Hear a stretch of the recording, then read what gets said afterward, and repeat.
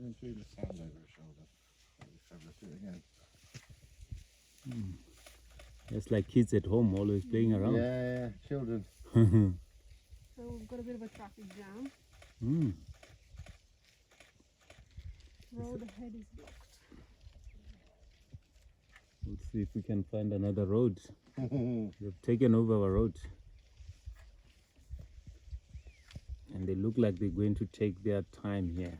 The way they are feeding, they're going to be here for a couple of minutes. Yeah. Good to respect them. Are so cute. The way they play with the sand. Oh, so beautiful. They are also learning how to operate their trunk. Huh? Yeah. So many muscles within the trunk. Look at that. It's like something that they don't know that has been connected Yeah, to what do I them. do with this? Yeah. That's a big old The largest giants. Huh? fella.